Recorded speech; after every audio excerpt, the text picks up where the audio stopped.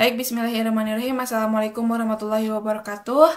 Perkenalkan, nama saya Najibah Islamiyah Fadila dengan nomor PO mahasiswa 225009068 dari kelas A.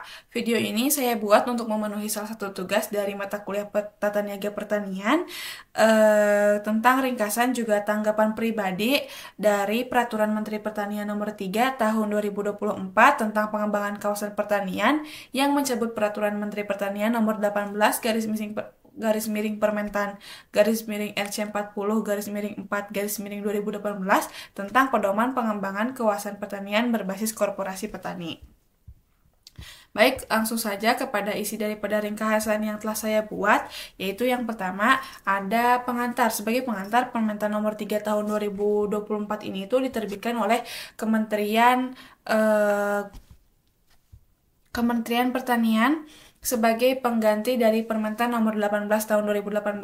Kebijakan ini tuh bertujuan untuk memperkuat pengembangan kawasan di pertanian secara berkelanjutan yang kini tidak hanya berbasis pada koperasi, tetapi juga mencakup pendekatan yang lebih luas untuk meningkatkan produktivitas, keberlanjutan, dan daya saing di sektor pertanian.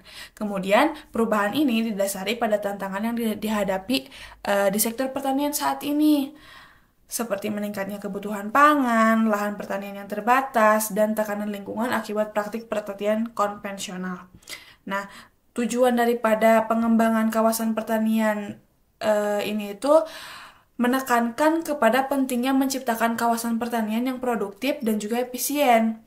Nah, di sini dijelaskan juga tujuan utama dari adanya Permentan 3 tahun 2024, yaitu yang pertama ada peningkatan produktivitas pertanian, di mana peningkatan ini tuh dapat mendukung ketahanan pangan dengan memaksimalkan produktivitas. Kemudian tujuan yang kedua yaitu kesejahteraan petani, di mana kesejahteraan ini itu mengembangkan pertanian berbasis ekonomi lokal yang melibatkan petani, koperasi, hingga perusahaan untuk meningkatkan kesejahteraan bagi petani.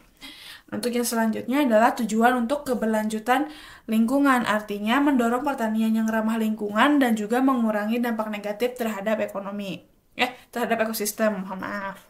Kemudian, sasaran utama kebijakan ini itu adalah kawasan pertanian dengan potensi yang bisa dimaksimalkan, khususnya di daerah yang mendukung komoditas unggulan seperti padi, jagung, sayuran atau hortikultur, dan juga buah-buahan. Nah, adapun mungkin beberapa metode ataupun pendekatan di dalam pengembangan Permentan ini gitu ya, yang dimana dalam kebijakan ini itu melakukan beberapa pendekatan. Yang pertama ada kolaborasi antara pemerintah dan juga swasta, di mana kolaborasi ini dapat dilakukan dengan pemerintah mendorong kerjasama antara pemerintah pusat, daerah, dan juga swasta dalam pengembangan kawasan.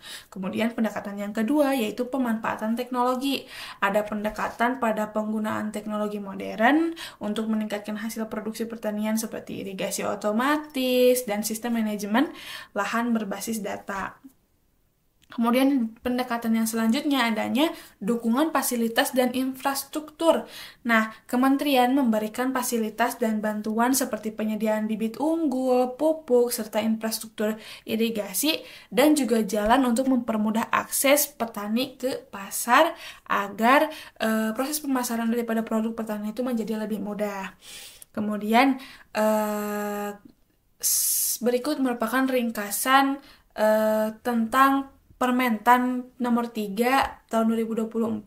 Selanjutnya ada tanggapan pribadi nih dan juga refleksi mungkin terkait hal tersebut, di mana menurut saya penerbitan Permentan 3 tahun 2024 ini merupakan langkah penting dalam memperkuat sektor pertanian di Indonesia. Dengan adanya kolaborasi dengan sektor swasta memberikan peluang bagi petani untuk mendapatkan akses lebih baik terhadap pasar, teknologi, dan juga modal. Namun tantangan terbesar mungkin terletak pada kesiapan petani untuk beradaptasi dengan pendekatan baru dan teknologi yang lebih canggih. Selanjutnya penting juga untuk memastikan bahwa kebijakan itu benar-benar bisa diimplementasikan gitu di lapangan dan tidak hanya berhenti pada tahap regulasi, dukungan pelatihan dan pendampingan kepada petani sangat diperlukan juga agar mereka dapat mengadopsi praktik baru yang lebih efisien dan juga lebih ramah lingkungan.